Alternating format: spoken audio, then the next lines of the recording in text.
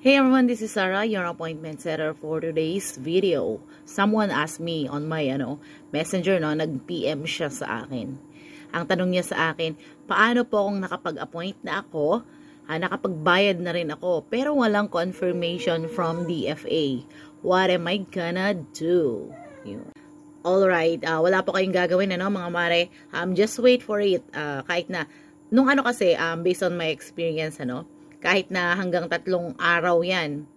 Yun, 12, 24, 36, 72 hours naghintay ako for the confirmation. And binigay naman ni DFA. Sometimes kasi nalilate silang mag-update ng confirmation, but then, naibibigay naman po nila.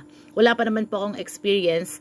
Ilang taon na akong nag-appoint ng nagsaset ng appointment for DFA, pero lahat naman ng appointment, nasa-send ko ng appointment is meron naman pong confirmation kahit na medyo matagal. So, antayin lang po natin.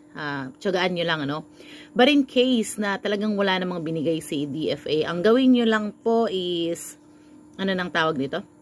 Ang gawin nyo lang po, yung resibo, may e-receipt po kayo na binayaran. Yun, may e-receipt.